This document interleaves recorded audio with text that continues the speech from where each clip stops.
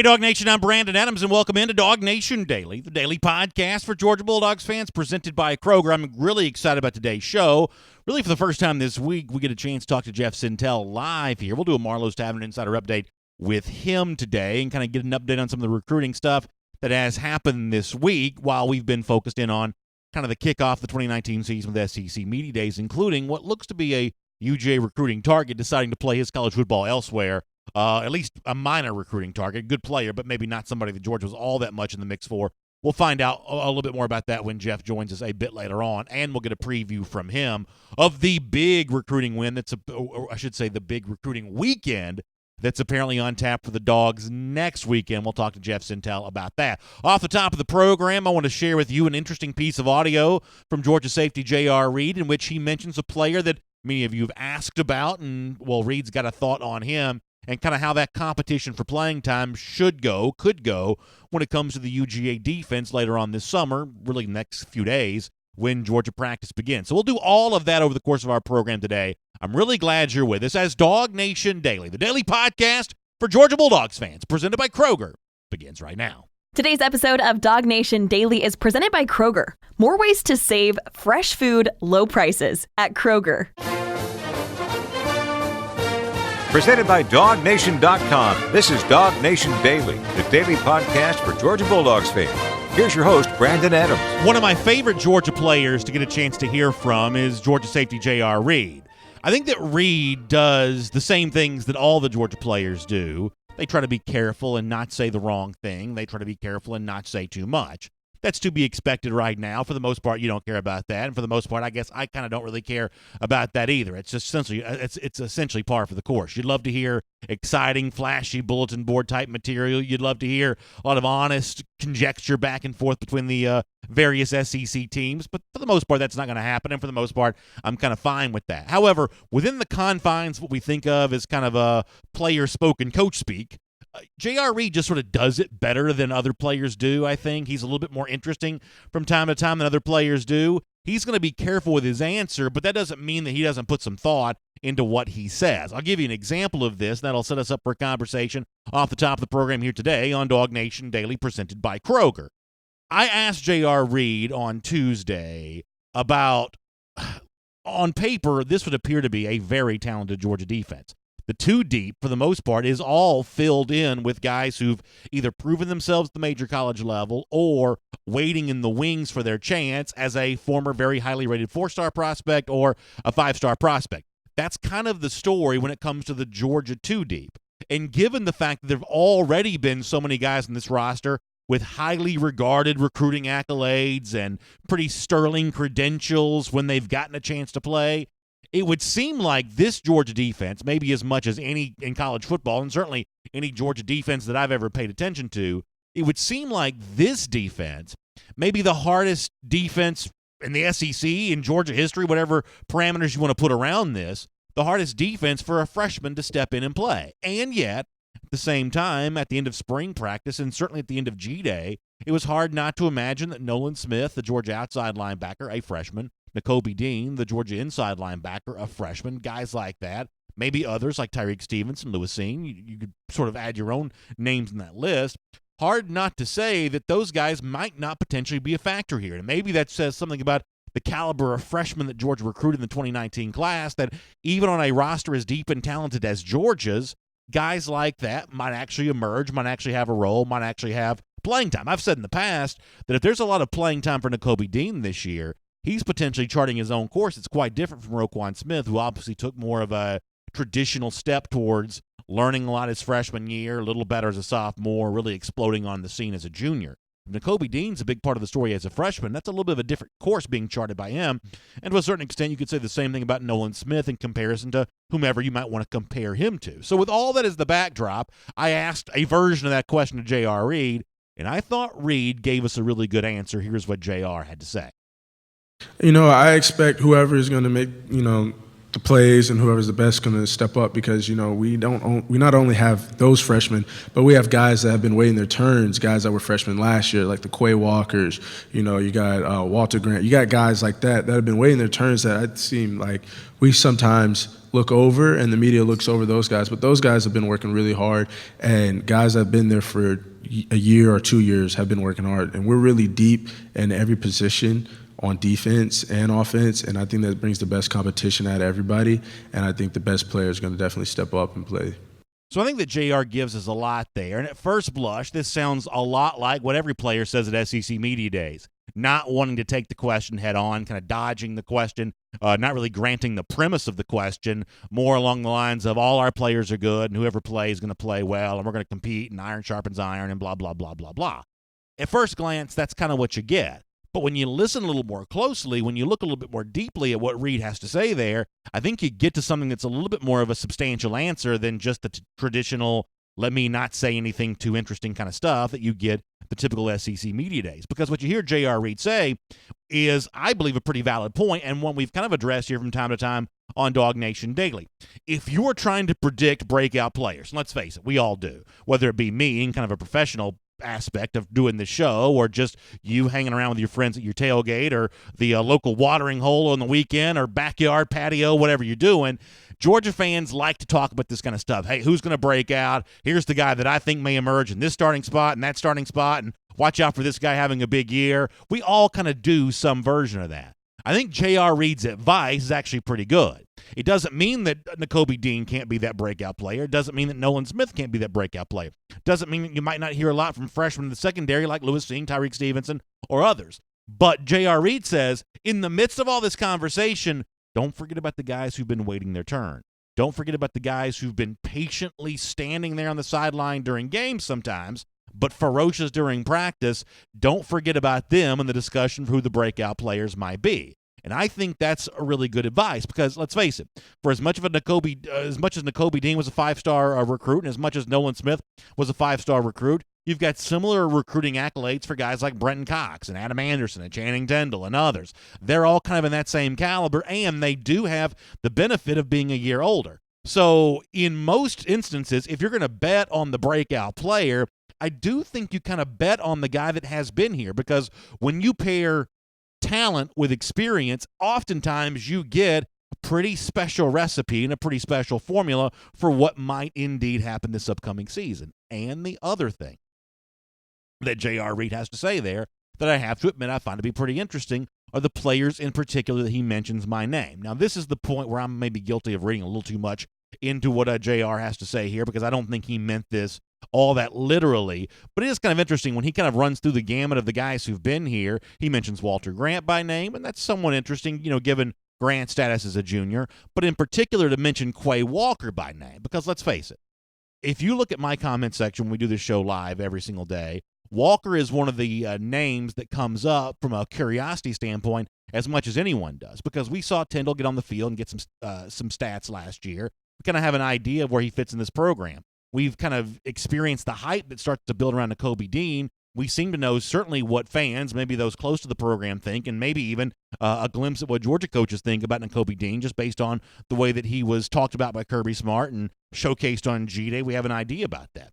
But when Quay Walker signed with Georgia and kind of that exciting flip away from Alabama and a choice of the Dogs over Tennessee back in signing day of 2018, he also had his own collection of accolades back then. And yet, so far, we haven't heard as much from him on the field. It is just kind of interesting. I don't, like I said, I don't think J.R. Reed was predicting, y'all watch out for Quay Walker, he's going to light the world on fire this year. I don't think that he was predicting that, but I also don't think that he was in any way saying that it can't happen either. That Walker may be another one of these examples of, hey, maybe he does just kind of step up in a big way because he has been here. He's learned, he's watched, and within the midst of a deep competition at linebacker, a lot of guys trying to get on the field, maybe the experience gained by Walker from having been in the program, maybe that helps him. One way or another, I think the overall point that J.R. Reed's trying to establish is a good one. We'll all be looking for who are those new stars to emerge on the Georgia defense, but none of us should be too quick to assume that the new star is necessarily going to be a newcomer. And the competition for playing time and the battle that goes on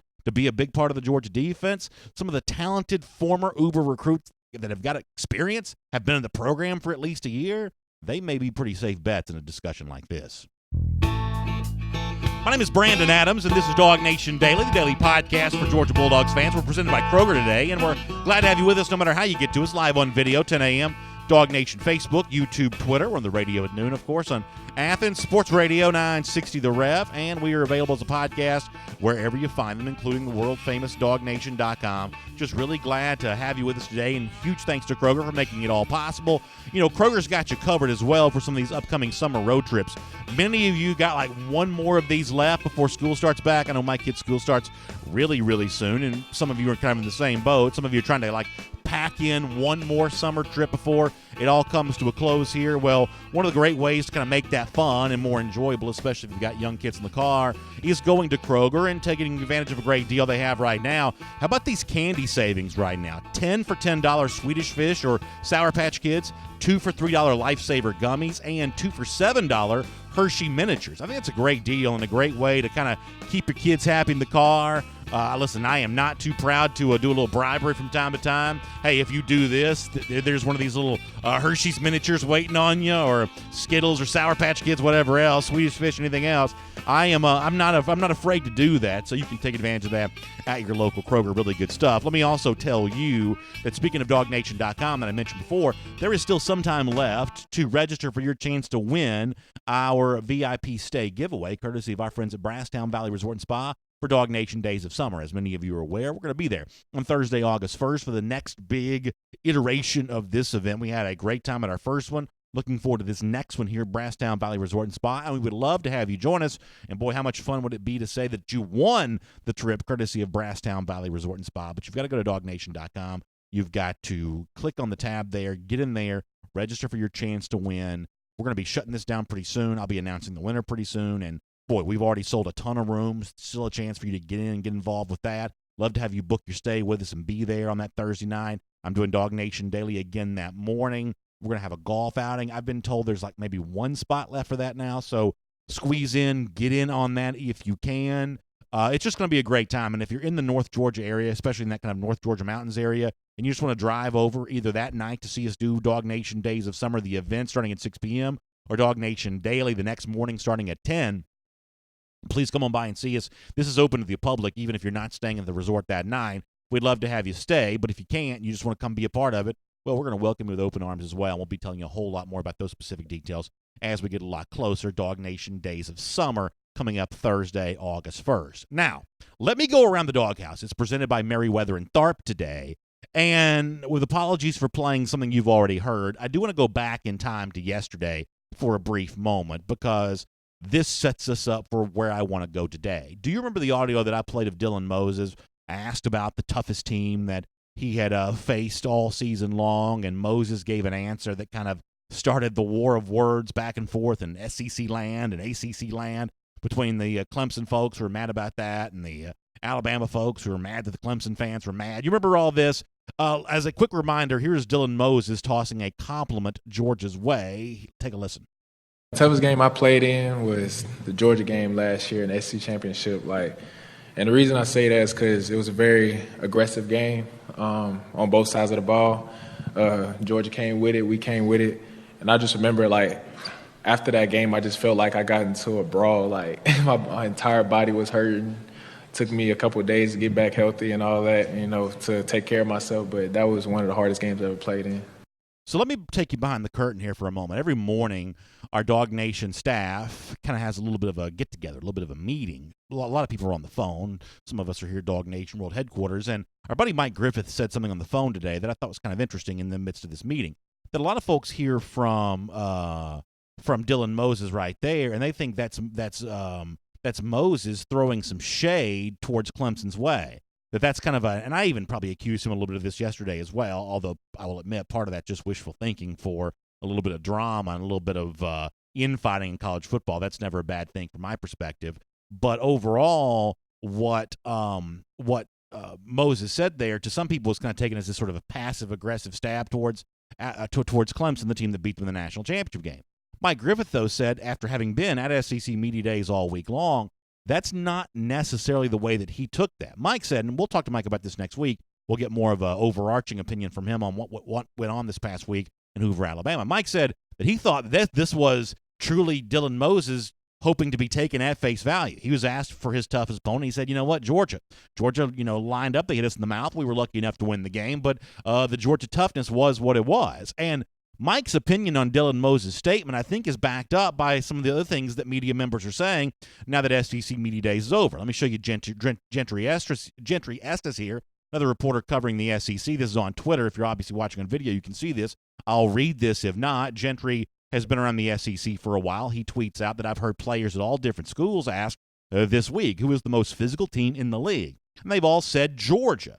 Now, here's what Gentry says, and this is kind of an interesting takeaway. He says, if you hear that once or twice, okay, meaning maybe that's not all that crucial, all that consequential. But if all of them say it, and there's kind of a ... idea there of, wow, there must be something to this physical toughness from Georgia if everybody is saying that. Now, the takeaway here for a Georgia fan is obvious. It is an incredible compliment to your team to be over and over again mentioned as the toughest team in the SEC. And no doubt Georgia's going to use that toughness, hopefully to its advantage, against some of the opponents it faces here in 2019. Now, when tough opponent takes on tough opponent like Alabama in the SEC championship game or potentially LSU in the SEC championship game, then sometimes that toughness can be slightly mitigated against another tough opponent, but it's still a good thing to be thought of as the most physical team in the SEC. The other fun thing to watch on this will be, and the AL.com did a study on this a few years ago, all these teams that want bye weeks before they play Alabama, that's been going on for a long time. Now, a lot of teams want bye weeks before they play Georgia. That's 5 times on this year's schedule. 2 of those are also Georgia bye weeks, but still the overall point holds up. It could be in the future, as AL.com has pointed out, that the week after Alabama may be the time you really want the bye week, and maybe in the future the same thing's true for Georgia as well. Let's see what some of these teams do. If Georgia really is as physical and tough as the rest of the SEC seems to think it is, let's watch this in 2019 to see what some of the teams do the week after they play Georgia. That might be an interesting trend to observe that could prove just how physical and tough Georgia really is. It's Around the Dawghouse. It's presented by our friends at Merriweather and Tharp, and obviously divorce is a tough thing to talk about, and it's an incredibly tough thing if you feel like you're going through it. And the thing that you really want is to feel like someone's on your side, that you don't have to go through this alone. Well, Merriweather and Tharp is certainly putting their money where their mouth is to prove to you just how much they really are on your side, whether it be podcasts or blog posts. So many free resources to get information about what you need regarding the next step in your process. You can be made to feel whole again. You can put your life back together again, and you can feel better about your family situation again, but you need an advocate on your side. That's why I want you to go to theatlantadivorceteam.com. Website, once again, theatlantadivorceteam.com. Check out everything they have for you. Use that to your advantage and take the next step in your process with Merriweather and Tharp. All right, it's great to have you with us here today as a part of DawgNation Daily, presented by Kroger. Hope you enjoy Jeff Sintel right now.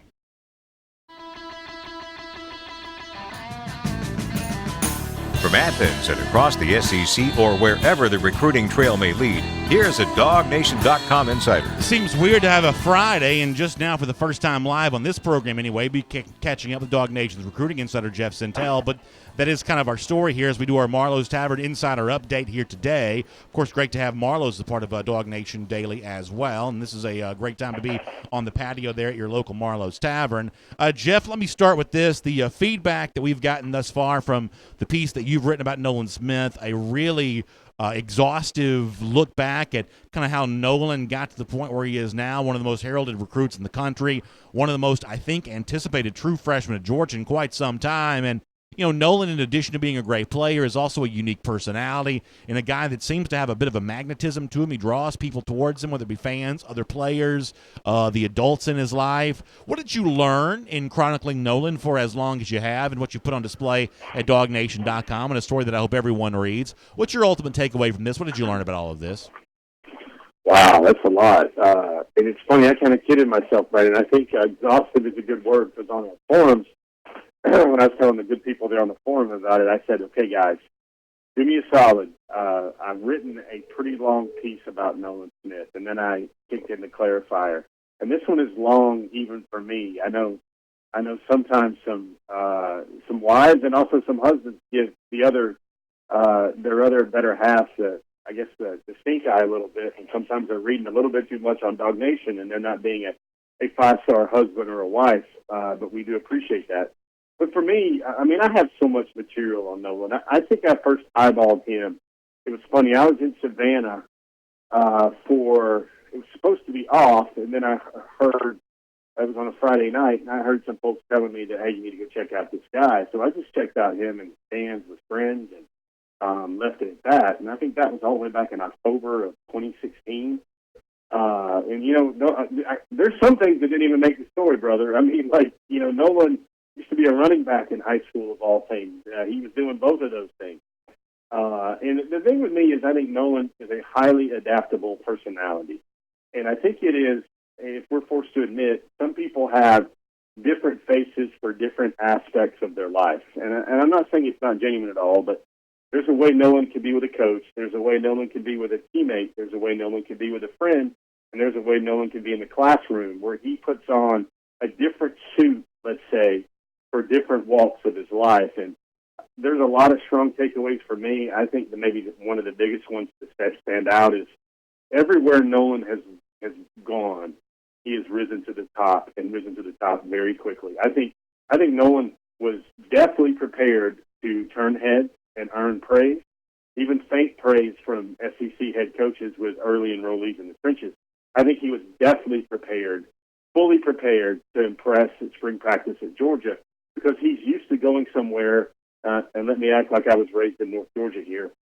He's been to places that were maybe a little bit too big for his britches, but he quickly fit into those britches. I mean, the challenge at Georgia, they were still bigger, older, faster, more scheme-laden dudes, and that's the same thing it was with IMG against other players in that program where they're meant to just test each other every day. That is a true iron sharpens iron program.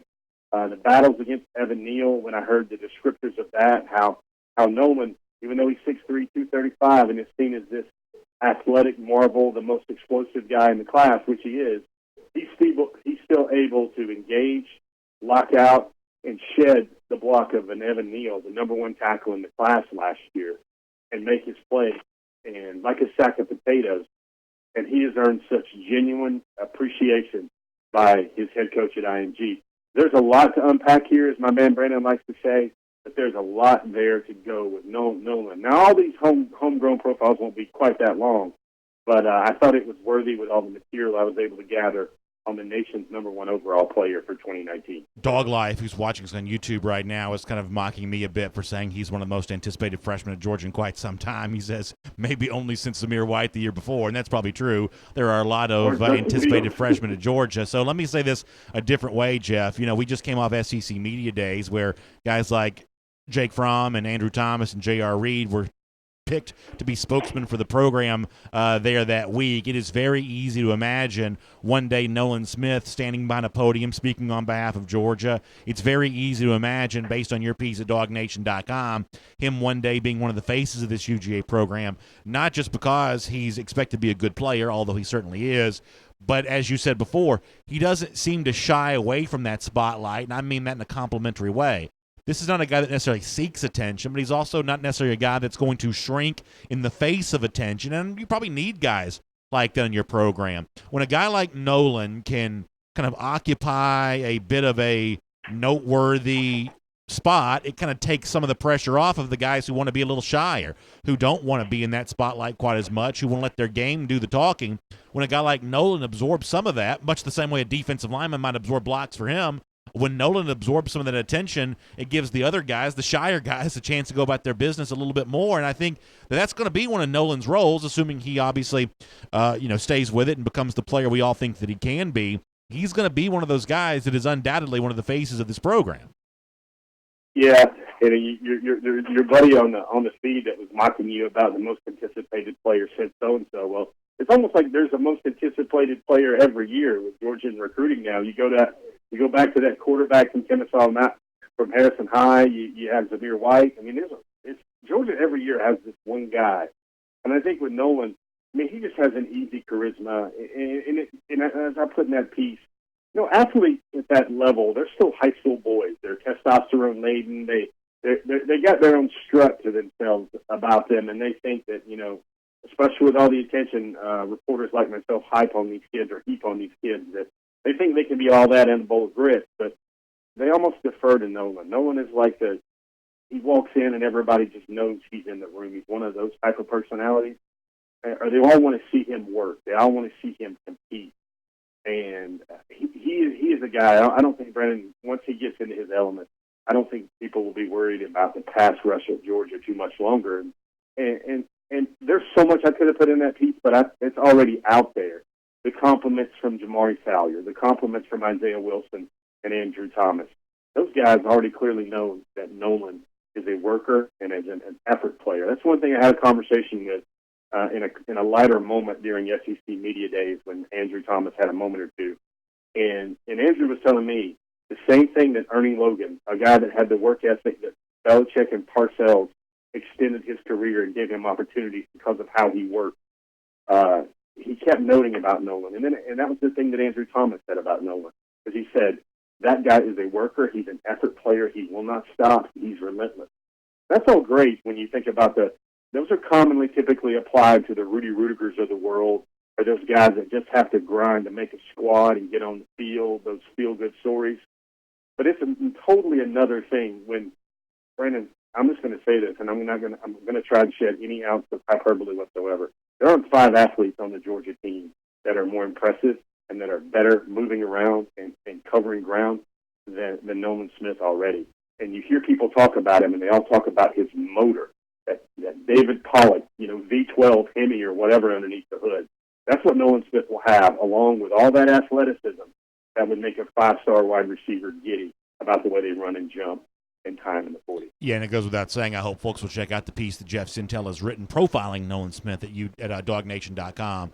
An incredible piece. This is our Marlowe's Tavern Insider Update. We're lucky enough to talk some UJ recruiting with Jeff right now. And speaking of Marlowe's, when the sun's down, the energy's up at your neighborhood Marlowe's. It's always a room with a view. I'm talking about getting out there and enjoying patio season, having some chef-inspired food and some craft cocktails, especially when you have one of these summer showers that kind of pops up from time to time. Just kind of sit out there and watch it rain, eat some of that really good food, and enjoy some really good drink. Everything at Marlowe's is prepared with care, and you're going to enjoy that in one of my favorite places, the tavern right there in my neighborhood with that great-looking patio. Just get out there and enjoy that, and that'll be a great addition to your summer when you check out Marlowe's Tavern. All right, Jeff, let me turn my attention now to the 2020 class here for a moment. Running back is obviously a hot topic. We're heading towards July 29th, something you've written and covered about a lot now. That's the day that Kendall Milton's expected to make his college decision. Let me start with him just for a moment. We haven't talked about him live on this program in really now a few days. We did address this on Before the Hedges presented by Kroger this past Wednesday. But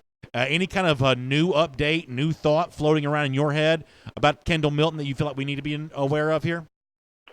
Well, I think you got to remember, folks, Pacific Standard Time. So I think there'll be a lot of everybody listening to their inner Larry Munson, God rest his soul, about look at the clock, because I think that day will be quite a long day in Fresno, California, because I think that decision is not expected until the evening, in the evening of that day, rather than, when everybody wants it to happen right on DawgNation Daily. If it was around D&D time in the morning, you got to remember, it'd be 7 a.m. in the morning for everybody out there in California with their decision. And hope everybody saw a little bit of more on Twitter last night. There was a tweet out there on social media that showed Kendall Milton hitting the beach during his summer, hitting the beach and enjoying himself.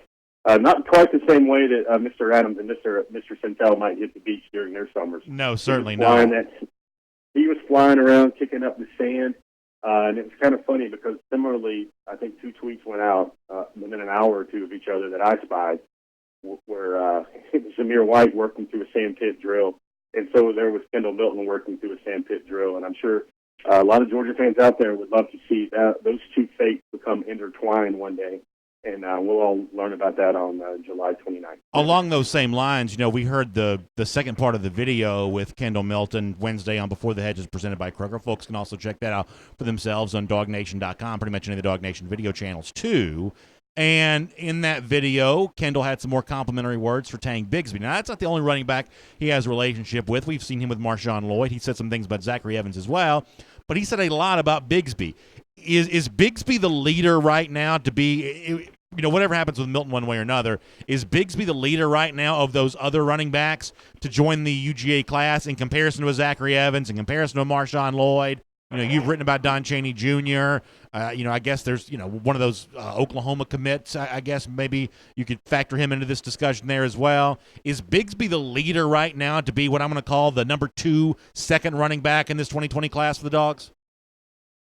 Yeah, I guess I would just couch it as this, Brandon. I would say that the Cheneys the Seth McGowans, the Jace McClellans, although there was, I guess, a little bit of frost when Oklahoma took another running back as well. And it's funny, when you talk to reporters across the country that cover these teams, Georgia's not alone on an island about, do they have enough room? Can they take 5 offensive linemen? Can they take 4 offensive linemen? Can they take 2 running backs? Oklahoma has some of those ills as well about, size and trying to squeeze in everybody in that they want to get into the program. And there are a lot of domino effects. So, like when an Andrew Rain chooses Oklahoma in a bit of a surprise, especially during certain stretches of his recruitment, I think that opens up more slots for a lot of guys on the board for Georgia. In respect to your question about running backs, I think there's a group of 4 that I think Georgia would be happy with to get in there, and I think that's Marshawn Lloyd, that's Kendall Milton, that's James Bigsby, and I think that is also still Zachary Evans. I would not, lots of people think the Zachary Evans commitment. We dropped a little bit of thoughts on the forum today as well. I don't know if that one's going to go as long as people think, and I do know that if Zachary Evans ever articulated to Georgia that he would still definitely like the chance to play between the hedges. I think that he's such a special talent, Brandon, that I think it would maybe slow down all this momentum about Tank and Marshawn Lloyd, and everything else like that. I think he's just that special of a talent that if the interest is still there with Georgia, and I'm sure it would be mutual on both fronts, that you still kind of have to see where Zachary Evans is at before both of those backs for this class get locked in. Yeah, that's a really interesting thought. Folks can check that out for themselves. The forum at forum.dawgnation.com, where Jeff is kind of dropping in that hurry-up intel, and that's a cool thing to think about.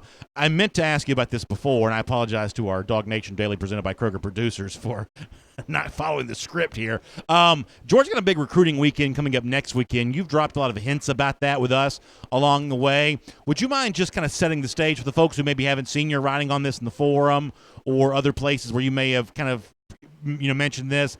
We're obviously kind of coming out of a dead period here pretty soon. What is expected to go down for the Dogs next weekend? Would you mind just giving us a thumbnail sketch of that? Yeah, so I think it's being called the barbecue by a lot of young men that I hear that are interested in attending the event. And what it is we've got calendars up on the DawgNation forum where you can kind of learn a lot of glossary-type items. Can I interrupt for you for 1 second, Jeff? If you're going to have a glossary for recruiting, we're gonna have to put the word barbecue in that, because unless they're serving hog, unless they're serving ribs, unless they're serving smoked chicken, it's not a barbecue. Now, far be it from me to ever tell that to Keely Ringo, but coming from Arizona to Georgia, if he does indeed play his college ball here in the Peach State, he needs to understand that when you throw some burgers and dogs in a grill in Arizona, that might be a barbecue. Down here, if you're not smoking those meats in a pit, it's not a barbecue. Can we gently nudge some of these non-Georgians in that direction? Would that be asking too much? Well, first of all, there are 2 things that make me smile about this conversation. One, Brandon admits for the record for the world that sometimes he goes off book and off script and goes Omaha, Omaha, Omaha at the line like Peyton Manning with his show. That's very interesting. I think the folks in the world will love to hear this and appreciate what my man Connor and Michael go through sometimes on day-to-day in the headset for Brandon. The second thing is I gotta ask you this one, man. This is a tough one, and the world needs to know this one as well about my man B.A. Brendan, are you spelling barbecue B-A-R-B-Q, or is it B-A-R-B-E-C-U-E? It's B-B-Q. That's the only way. I spell it with 3 letters, B-B-Q. Well, there you go. In reference to your question, so there's a lot of folks, the dead period is going to open for 6 days, 5-6 days, and then it's going to close again at the end of July. So literally there's a span of days where everybody in the country wants to get their marquee recruits back on campus for one big, kumbaya, one big, hey, let's do this thing. Promises are promises. Remember what was said, whatever you want to call it. Everybody wants to have a moment, wants to have a gathering with the core tenets of their 2020 classes. And so when you're undecided, the whole world wants to have a tank parked in their facility with Mr. Bigsby. So when you're undecided, and if you want to go here and there, or you try to want to do both, then somebody's going to get frosty about the schools that you really like that you don't go to. So there's a lot of big names. There's Colby Cowan, Noah Sewell, there's an update on him about whether or not he will be there at the barbecue or the BBQ in Brandon's ears for that event. I do expect a lot of the core commitments to be there, guys like Carson Beck, guys like Jalen Kimber, guys like Tate Ratledge. Arik Gilbert, we know he's going to be in Clemson. I do think that a guy like Darnell Washington will be there in Georgia for the barbecue. Keely Ringo as a name. We always have to make sure we mention Keely Ringo and update every day on the DawgNation forum and usually every other hour on the DawgNation forum. He is a highly anticipated recruit with his walk, to say the least. So there's a lot of guys that everybody wants to know where they're going to go, and a lot of guys are just unsettled right now as to where they want to go. But really what it is it's an event where it's almost like a boots-on-the-ground show force event, much like the West End reveal was last year, where a lot of guys can get together, and if they're leaning a certain way towards Georgia, or maybe if they're leaning away from Georgia, they can look around and hear and sense what Georgia is building there. And really it is a huge momentum,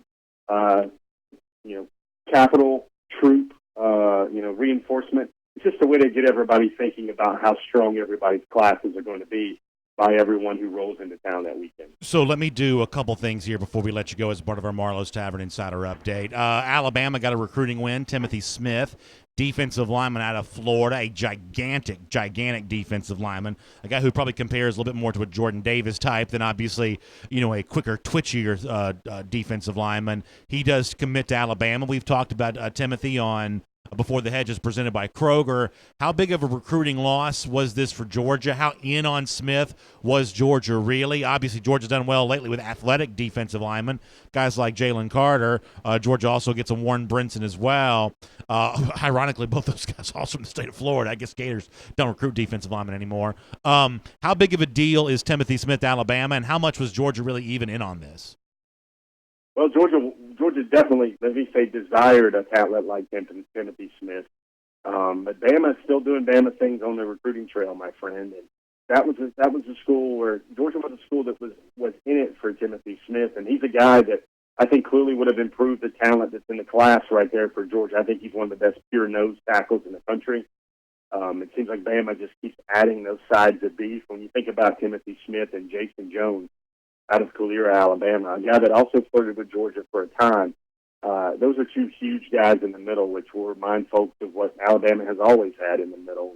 Guys like Jonathan Williams, guys like Deron Payne. They just have an impressive size gap enforcer, a gap sponge in the middle, and they're building the team the way they always have. Remember that line Kirby Smart said at SEC Media Days that maybe might be the one big thing that he still takes away and remembers from the Saban years in Alabama, is you have to have big young men, size athletes in the trenches if you want to win and you want to own yards of scrimmage, lines of scrimmage in this league. And that's why that gentleman Gentry Estes made that point about everybody at SEC Media Days talking about how physical Georgia was, is that Georgia just wants to apply physics to the problem of moving the ball. And by the third or fourth quarter, when that 335 pounds is laid on somebody for snap after snap after snap, it just wears teams down. And Timothy Smith was a guy that could wear down and hammer up some offensive lines for sure. Now he's going to Alabama. Everybody focuses in on what the defensive line board would look like. There's still names like, Jamil Burroughs is committed. Nazir Stackhouse is also currently committed. They've got Jalen Carter, who I feel is a guy that stacks up right next to Timothy Smith as some of the elite defensive line talent in the country, especially the defensive line talent in this nation that's not going to play for the Clemson Tigers right now. And who else could Georgia add to that list, to their defensive line room? Well, there's the name Jacoby Cowan that keeps showing up. He was a defensive end that keeps growing into his body. Now he's more of a defensive tackle. There's Zykevius Walker, a defensive lineman out of South Georgia, who's been up and down in Georgia's stock report a little bit, at least for us on our top targets list with Mr. Walker. And so that's another way where Georgia's got to get this. I think this is the thing you got to remember. Just look at the names, Brandon. Julian Rochester, Mikhail Carter, Tyler Clark. Georgia's going to have an exodus of about 6 defensive linemen, at least 6 to 8 off this year's team, and they just got to restock the shelves with what they did partly in 2019 with guys like Trayvon Walker, Tamon Mitchell, Zion Logue, and Bill Norton. Now they got to get another 4 or 5 really good dudes in the class of 2020 to make Trey Scott continue to feel great about his defensive line room. with guys like Jordan Davis, who will also be back. Let me squeeze in one more tiny thing before we let you go here as a part of our Marlowe's Tavern Insider Update today, and this is totally spiteful.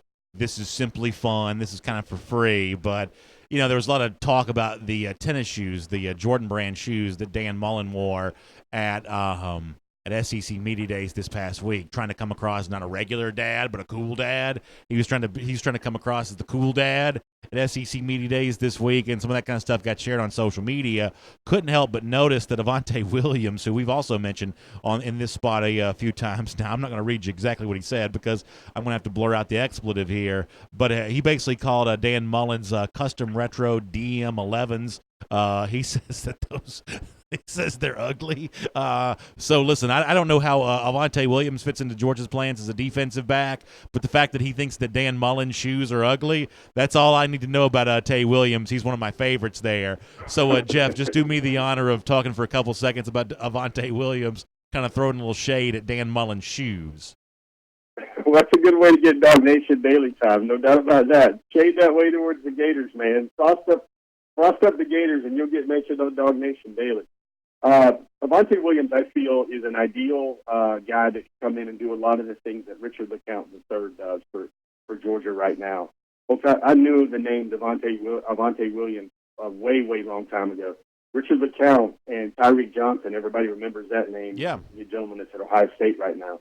They were telling me about him when they were still recruits and they were still, unsigned prospects about whatever they were going to go. They were saying that he's that next big thing at the safety position coming out of the state of Florida. He can play corner, he can play star, he can play safety. He's a physical hitter.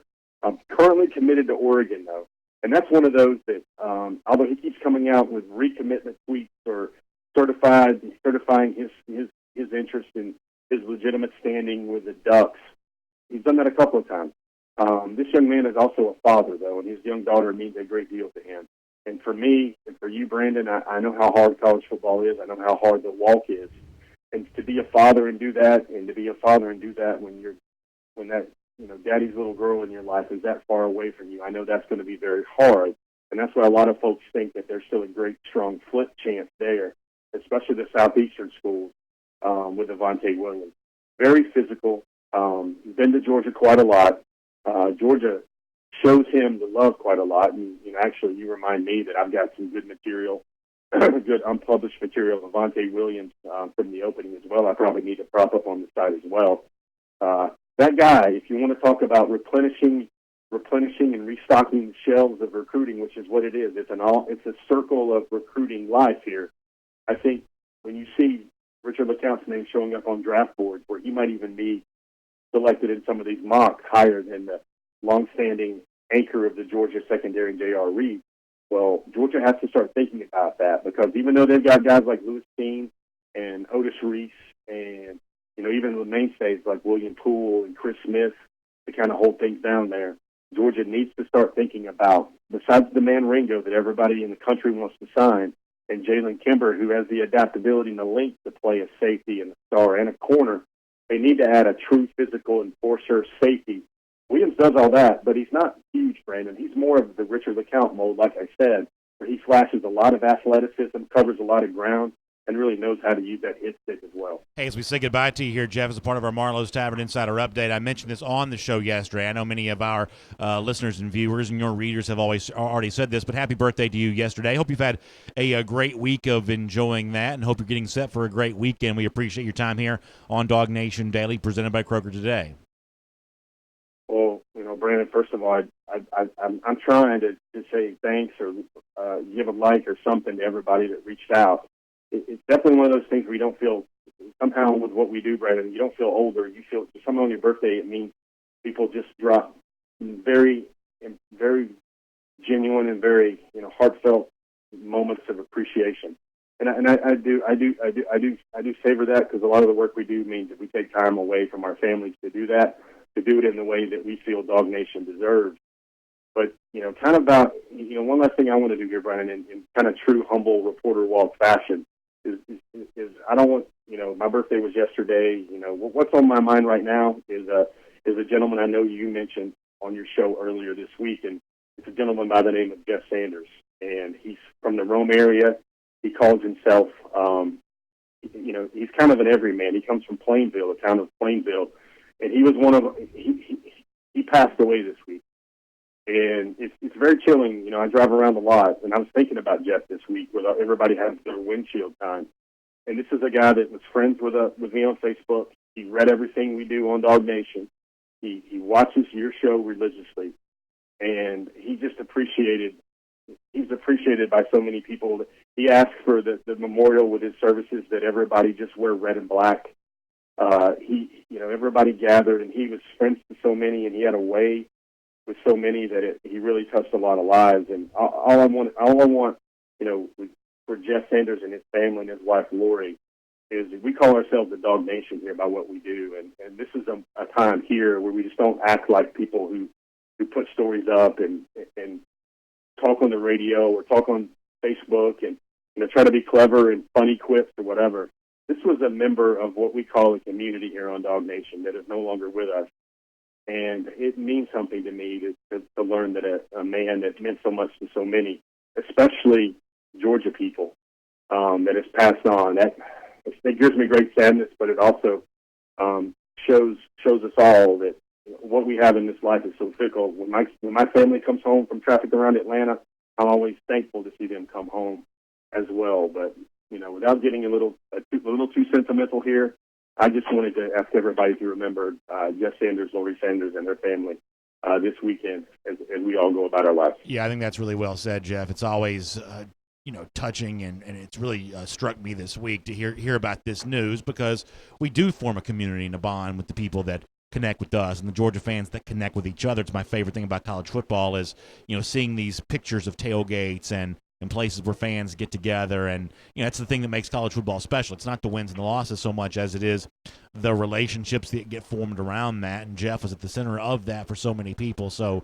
yeah, to the extent that we can, DawgNation sends all its thoughts and prayers and just heartfelt wishes for happier times for the family and the friends that have been touched by this. And I know, as I said earlier this week on DawgNation Daily, Jeff's memories and Jeff's impact on so many people is a great legacy, and it's gone too soon, and it's not.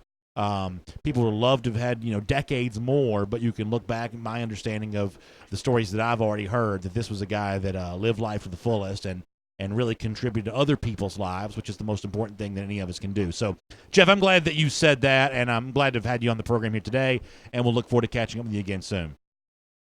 Yeah, Brandon, and I mean, with Jeff, the one last thing I want to say is, I would encourage us all to kind of be like Jeff, and I mean Jeff Sanders, because this was a guy that didn't come from a lot, didn't have a lot, but somehow found a way every year to organize a charity golf tournament for hacks like me and you to come hack it up for a good cause. And this cause was to raise money for people that didn't have privilege in his area to be able to go and visit SEC football games and attend SEC football games. And he made that one of his things. So, and one of the things this man's life and memory inspires me to do is to kind of, not to use a Kirbyism here, but to do more than what we already do for our fellow man and those that, Brendan, you and I are in SEC stadiums all the time, and even when we see guys like Archie Manning and Herschel Walker and Steve Spurrier, that gives us pause. But for so many, just being in a stadium to watch a Murray State game means a lot to young people, and that's, I think, what Jeff Sanders tried to connect with what he did with his philanthropy and organizing a golf tournament like that. And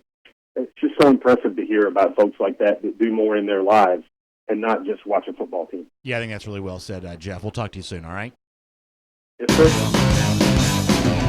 Let's take a look around the rest of the league. This is SEC Through.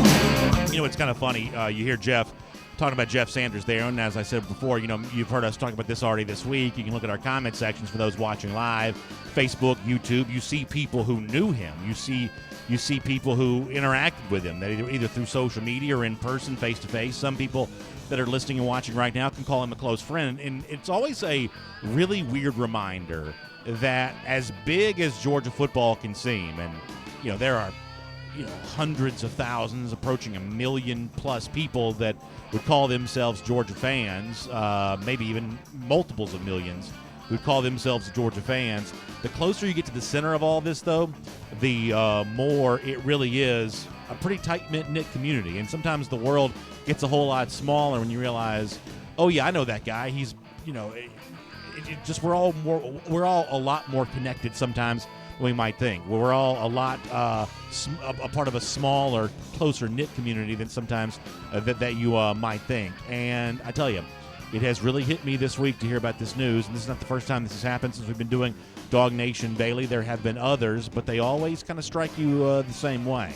For us all to take care to appreciate every moment that we have for ourselves and for those that we really love and really care about. And that comes up this fall as well. When you start congregating with some of those Georgia folks that you may only see during the games 6 times a year for home games, or kind of 12 times a year if you watch it in your living room, whatever else. Enjoy it, soak up every moment, because that's truly win or lose what all of this is about. Let me sort of clumsily here transition to our SEC through for a moment and talk about a couple of things, kind of looking back and wrapping up what was the event called SEC Media Days. And so here's my nightly routine. After my kids go to bed, I kind of come lay down on the couch, and usually I'm so tired I fall asleep pretty quickly on the couch before I go to bed. But I always kind of watch a little bit of TV, and last night I kind of flipped over to the SEC Network for a moment, and I was noticing they were replaying their coverage of SEC Media Days. I was noticing as I did that if you look at the way that this event is branded on the SEC Media on the SEC Network, they don't call it SEC Media Days quite as much as they call it the SEC Kickoff. They have like a big logo that says SEC Kickoff, and it says SEC Media Days in smaller letters below that. And I was kind of thinking, moving forward, especially as the league wants to move this event from city to city, getting away from this being so much about media and being more about fans, I think would be a pretty good idea. And start, all of us maybe calling this more of an SEC kickoff for everybody, more so than an SEC Media Days for the reporters and the folks lucky enough to get credentials to be in the inner sanctum on the inside where all the action is. I think that'd be a really good thing. And I can say, for having been in Atlanta this year when the Super Bowl came to town, in some ways the NFL gets this right in a way that the SEC kind of doesn't. When the Super Bowl was here, on the night they had what they call the Super Bowl opening night, which is essentially media night for the Super Bowl, where I was there getting the interviews. You may remember some of that stuff with Todd Gurley and Sony Michel and others. That event is open to fans. It was in State Farm Arena, and you can come sit in the arena and watch that take place. They also do that for the College Football Playoff National Championship game. Those of you that remember that from a couple of years ago in Atlanta, some of you were there. But SEC Media Days doesn't really have that opportunity. It's not a really fan-friendly event. They put the fans in kind of a small cage, essentially, right there in the hotel lobby. They get a brief glimpse of the coaches. But with this thing set to be in Atlanta next year, what if it was in the arena? And what if you could come in and watch folks, coaches, players go about their business? It's not that exciting. I'm not going to tell you it's a hot ticket, but it'd be a chance to make this a little bit more fan-friendly. The following year in Nashville, the same way. Look at the way the NFL has turned the NFL Draft into a fan-friendly event. Nashville this past spring's the perfect example. If this SEC Media Days thing is going to continue, transitioning away from the media more towards a fan-centric kickoff type thing, I think that's a step forward for the league. I'd love to see them do it. As far as what we did see here this week, a couple takeaways from me. Yesterday was Gus Malzahn's day, and I don't know, for those of you that followed and paid attention to the coverage, I don't know if you had the same take on this that I did. But Malzahn, even to the extent that he's currently coaching for his job, and let's face it, there's a lot of tough questions being asked around him, a lot of debate about if this is going to be Malzahn's last year, you don't really get that sense from Gus really at all. He seems to be pretty confident right now, seems to believe that he's got himself a pretty good team. Now, he acknowledges that they play a tough schedule, but Malzahn in general seems to just feel pretty good about the way in which Auburn competes against that schedule. Obviously, most of that talent in terms of a proven commodities on defense. They have a very good defensive line, for instance. But overall, it kind of seems like Malzahn feels pretty confident. One way or another, they've got to figure out that quarterback situation between the redshirt freshman Joey Gatewood, the incoming freshman Bo Nix. But Malzahn did not act like a coach yesterday who's shying away from the responsibility that he has to go out and perform better, and he's going to try to do that once again with the thing that originally made him famous as a play caller. I thought Malzahn's appearance was at least interesting yesterday, if not, all that revealing. Malzahn seems to think this Auburn team is going to be in the mix this year. We'll see how that goes. One more thing from that I thought was kind of weird. You see Joe Moorhead, the Mississippi State coach. We don't talk a ton of Mississippi State here on this program for obvious reasons, but at one point in time when he first took the Mississippi State job, he challenged all his players to make sure they knew what their ring size was. There was an insinuation that he was coming to Starkville to win championships. He actually admitted this week that some of that talk might have been premature, that he may have been boasting a little too much on the way in the door there at Mississippi State, and the reality of the situation is a little tougher than that. Good for Moorhead for being honest. It's a weird backtrack, though, from an SEC coach, but kind of an interesting statement nonetheless. We'll make that your SEC through. By the way, speaking of SEC Media Days, there's kind of one more big event to come, and I don't know if this has come out yet. I don't believe it has. As we record this live, approaching 11 a.m. Eastern Time, we have not heard yet about the preseason SEC pick. We'll get the preseason SEC teams from the media. Obviously, a few Georgia players should factor into that pretty prominently. You can probably guess as to whom. You expect Fromm to be one of the preseason SEC quarterbacks. Probably not first team, though. Tua may get that nod. I think it's probably a pretty good chance that DeAndre Swift is at least in the running for preseason first-team running back. The kid from Vanderbilt will be in that discussion. Najee will be in that discussion, but DeAndre's right there as well. Then you get into Andrew Thomas and possibly J.R. Reed, Rich LeCount, and others in terms of who might also fill out some of those other stuff. So watch for that. The preseason picks also come out as well for order of finish within the divisions and the media's pick to win the SEC. This is my favorite thing here. We've kind of debated this before about how many people pick someone other than Georgia to win the SEC East. That could be worth paying attention to. But I'm also curious to see how many overall votes Georgia gets to win the entire league. It doesn't mean anything. The media is often wrong. You can make a case that not being the pick is the better overall look for Georgia, just given how wrong the media has typically been. But nonetheless, I will be interested in those outcomes when they do come up. With that said, here on DawgNation Daily, presented by Kroger, let me transition over and do our Kroger kickoff.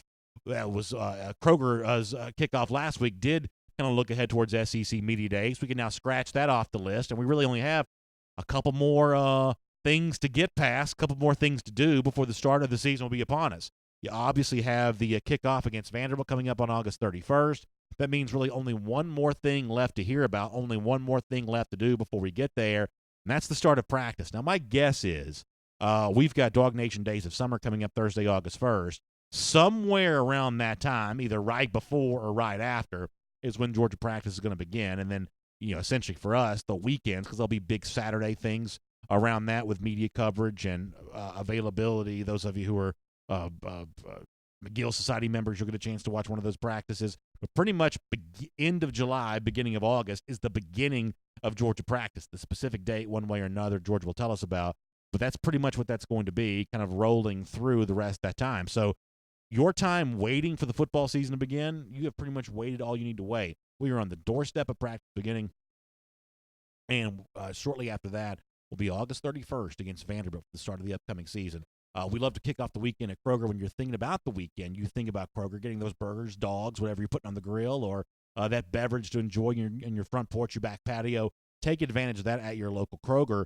Also, speaking of our friends at Kroger, they've got some other good stuff for you as well. You can download coupons right now at Kroger.com or on the Kroger app and redeem those in stores Friday and Saturday on Skinny Pop Popcorn, Igloo Lunch Sacks, and a whole lot more. You can start saving on that today at your local Kroger. They're taking good care of you on the weekend and really every other day as well. All right, so let's get ready to wrap up our program here today. Good stuff on the show, I thought. Really enjoyed hearing from Jeff Sintel, and hope you all enjoyed that. Look forward to another big week of UJ recruiting coverage next week. If you haven't checked out his piece at DawgNation.com, let me invite you to make sure that you do that. I'll also tell you we had some fun earlier with Avante Williams and his minor jab towards Dan Mullen and the goofy-looking Jordan Brand shoes that he wore. It's a good transition for us to now do our Gator Hater update. There you go. There's Tay Williams on video, kind of taking a little bit of a jab on Twitter at Dan Mullen on those. I think they're very ugly. I think that Gator logo is pretty ugly. I think a guy like Mullen, who's older than me, much older than me, by the way, wearing tennis shoes like that in a public venue is kind of silly. But nonetheless, 993 days. That's our Gator Hater updater. That's how long it's been since Florida's beaten Georgia. And that number's going to keep going up. We'll see tomorrow. Or it's actually Monday, right back here on DawgNation Daily, presented by Kroger. And on video, good to have all of you with us here today. Hope you enjoyed the program. Appreciate you being with us. Let's transition to our R.S. Andrews cool down. Let me talk about my friends at R.S. Andrews for a moment, because I talk to you a lot of times with that air conditioning. It's one of the reasons why we say you got to cool down with R.S. Andrews. It's the reason why we name this segment what we name it. But that is not the only thing R.S. Andrews can do for you for the positive. When you least expect it, it's just a guarantee. That's when your water heater is going to go out. Well, you can get R.S. Andrews in on that, get that thing fixed for you, back up and running. Or if you're at the end of the shelf life for that system, well, R.S. Andrews can help you out with that as well. But you've got to contact them by going online to rsandrews.com. It's rsandrews.com, and Dari and the gang over there will take good care of you. Hope you'll check them out, and thank you as always for checking out our R.S. Andrews Cool Down right here as a part of DawgNation Daily, presented by Kroger here today. Good question from Willie Gray Jr., who says, B.A., can we start officially referring to Dan Mullen shoes as Jordans? That's with a T. Willie, I think that's incredible. That is an incredible, incredible comment. It'll be very difficult to beat that as the top comment of the day. Terrific, terrific idea. I have nothing to add to that other than that's pure perfection. Very, very well done. For sure. Jonathan Searcy says, is it acceptable to wear a UGA shirt to the Rolling Stones concert tonight? He's going to the one in Jacksonville. I think it's totally acceptable. Now, the cool kids will tell you the one thing you can't do is wear a Rolling Stones T-shirt to a Rolling Stones concert. The truth is, I don't really care about that either. But that's what the cool kids will tell you can't do is wear the Stones T-shirt to the Stones concert. But wearing a UGA shirt, I'm guessing there'll be a good many Georgia fans there. Jacksonville, to the extent that some people think of it as Gator country, that's a huge Bulldog club there, and no shortage of Georgia fans. I'm sure you'll get a few smiles and a few Go Dogs from that. I'm assuming that's there at the Gator Bowl Stadium. That'll be a really fun concert to be able to see tonight. Really good stuff. Philip Sharp says that Centel casually said Wednesday that the Ringo announcement pushed back to January, the All-Star game. Thought it was going to be this summer. Yeah, I heard that too, and I guess I should have asked Jeff about that here today and maybe press him a little harder on that on Wednesday. I think if I had to guess, and this is just my guess, you can ask him about this directly, and maybe on Tuesday we'll do that when he's back on the show. From talking to Jeff as much as I have, and from hearing from recruits as specifically as I have, I believe that even with the accelerated recruiting calendar because of the early signing period, I think recruits still like following the old path. I think they still like doing what they watch guys do when they were young enough to be dreaming about one day doing that themselves. And that means dropping top fives and dropping top threes and announcing during all-star games. And, because these guys get a lot of pressure from NBC or whoever it is that televises the Orlando game. I forget. Is that NBC2? I forget which network that's on. That's on ESPN, I think. Yeah, that's ESPN. They get a lot of pressure from the networks to do this. There's a lot of, there's a lot of hope and anticipation from the people who put these games on that some guys will wait and make their announcement on TV. These guys could get media coverage for their announcement whenever they wanted to drop it, but some of them, it's kind of weird. This is their version of old-fashioned. Hey, this is what the kids used to do. I want to do the same thing. And so they kind of want to do that. So if I had to guess with Ringo, that's what my guess is. This is totally my opinion, that him, as you say, maybe slowing things down compared to what he was once going to do. I think this may be more of that gravitational pull towards having a traditional recruiting cycle where you give the top three and then you make people wait. Then you come back out and you give the announcement on television, even though he's already signed his paperwork and all, he's already, locked into the school he's going to go to. The announcement comes on television. That's what I'm guessing this is all about. I have felt good about Ringo at Georgia for a while. I won't pretend to have any kind of inside information on that either, other than the things I've seen from Ringo publicly. Like a lot of these things, the longer it goes, the more chance there is for somebody else to get involved. And yet, if Ringo waits to make his announcement based on what I think I know now, that won't slow down my confidence that he lands at Georgia. There are a few other guys that are linked to Georgia that I'm probably not quite as confident about, to be completely honest, but Ringo is not necessarily one of them. So good stuff. James Crump asked, how many defensive players will we get on the all-SEC team? By the way, Connor's not here today, which means I got to do some work to get the radio segments together, so we are going to have to get off the air here pretty early, unfortunately, so I got to do that. So just be completely aware of that. I've got to get ready to do that here in just a little bit. James Crump says, though, how many players make all SEC defense for Georgia? So at the risk of getting not specific enough, I won't say first, second, or third team on this, but it's almost a given that J.R. Reed makes at least one of those all-SEC teams. I think Richard LeCount probably does as well. A guy like Eric Stokes might not get the attention on that. He might get overlooked. Does a guy like Jordan Davis also get overlooked? That may be fair to ask. Who am I then leaving out who would be obviously well-known enough from a preseason standpoint to make it? Monty Rice probably gets some all-SEC attention, so that may be your three right there. Reed, Rice, LeCount. Now, I think there are going to be more players than that play at an all-SEC level, but with the exception of maybe Jordan Davis, I don't know that any of those guys are well-known enough now to get the preseason love from the SEC media because, let's face it, some of this is pretty – even some of the media who was in Hoover this past week, some of those guys and gals are just kind of casual observers. They don't necessarily know every player by name in the league, so some of the Georgia guys may suffer from that just a bit. Let me go over to YouTube here for a moment because, as I said, I do have to get off the air here in a few minutes today to take care of the business that Connor is usually good enough to do for us here on the program, and somehow I've lost my YouTube comments. Let me pull those up here and see what people are saying over here on the YouTube side of things here as a part of our R.S. Andrews cool down. Memphis Dog on the subject of Oklahoma, Texas says, Oklahoma's beaten Texas 6 times in the last 10 years, has more conference championships and more national championships than Texas. That may be a response back to a Texas fan who may have found his way into the comment section here today. G. Grace also going at somebody. So apparently we've got an Alabama fan arguing with a Texas fan in the comment section of the DawgNation Daily Show. That's pretty funny. Enrique Murillo says, is there going to be a DawgNation invasion for Vanderbilt? That's a really good question about what's going to be going on in Nashville that weekend. I've had some preliminary meetings about this. There is going to be more talk coming on that. I don't know as of right now. I think our official position is let's get through DawgNation Days of Summer on August 1st, and let's see what happens on the 31st after that, but I'm glad to know that you'd be interested in seeing us do something there. As it stands right now, I know for a fact I'm going to Nashville. I don't quite know yet how long I'm going to be there. So that's kind of the thing there.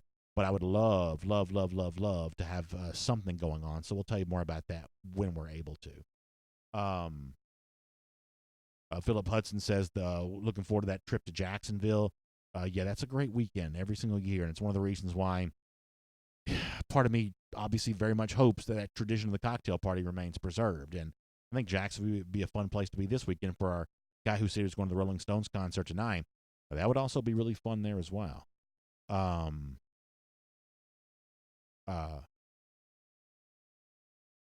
Chevron Hannah says, though he does not want the game in Jacksonville, he wants it home and home. He wants it to be personal. He wants to go to, not only does he want to host Florida and Athens, he says, I want to go to Gainesville and beat the Gators. I want to hit them where it hurts. I got to admit, that's not my point of view necessarily, but I don't mind Chevron saying what he says there. I don't mind that at all, for sure. What else going on the YouTube side of things here today?